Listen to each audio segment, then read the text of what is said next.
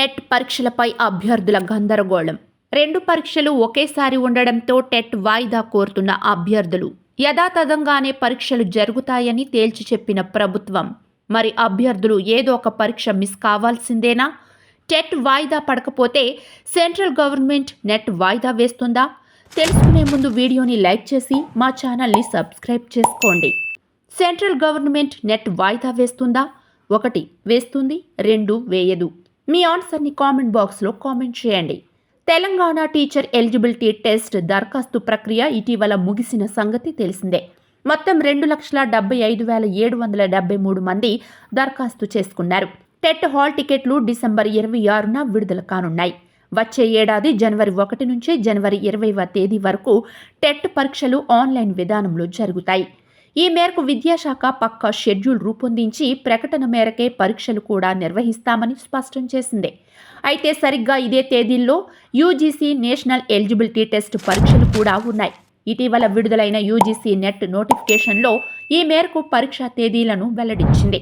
UGC net notification ప్రకారం December 11వ తేదీ వరకు ఆన్లైన్లో దరఖాస్తు చేసుకునే అవకాశం ఇచ్చారు. ఈ పరీక్షలు జనవరి 1 నుంచి 19 వరకు నిర్వహిస్తామని యూజీసీ తన ప్రకటనలో వెల్లడించింది. దీంతో అటు టెట్ ఇటు యూజీసీ నెట్ 2 పరీక్షలు ఒకే తేదీల్లో జరగనున్నాయి. దీంతో టెట్ను వాయిదా వేయాలని అభ్యర్థులు డిమాండ్ చేస్తున్నారు. ఇక ఇప్పటికే గ్రూప్ 2 పరీక్షకు కూడా ఇదే విధమైన సమస్య ఎదురైంది. రైల్వే శాఖ నిర్వహించే ఆర్ఆర్బీ పరీక్ష కూడా గ్రూప్ 2 పరీక్ష జరిగే రోజునే వచ్చింది. షెడ్యూల్ ప్రకారం డిసెంబర్ 15, 16 తేదీల్లో గ్రూప్ 2 పరీక్షలు నిర్వహించనున్నారు. మొత్తం 4 పేపర్లకు ఈ పరీక్షలు జరగనున్నాయి. మరోవైపు ఆర్ఆర్బీ పరీక్ష డిసెంబర్ 16న జరగనుంది. దీంతో ఒక పరీక్ష రాయాలంటే మరో పరీక్షను వదులుకోవాల్సిన పరిస్థితి నెలకొంది. దీంతో అభ్యర్థులు గ్రూప్ 2ను వాయిదా వేయాలని ప్రభుత్వాన్ని వేడుకుంటున్నారు.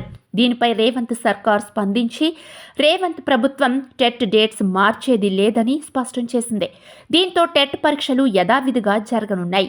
జనవరి 20, 2025తో ముగుస్తాయి. ఫిబ్రవరి 5వ తేదీన ఫలితాలను ప్రకటిస్తారు. ఈ టెట్ పూర్తి అయ్యే సమయానికి డిఎస్సి నోటిఫికేషన్ జారీ అయ్యే అవకాశం ఉందని తెలుస్తోంది. దీనిపై క్లారిటీ రావాల్సి ఉంది.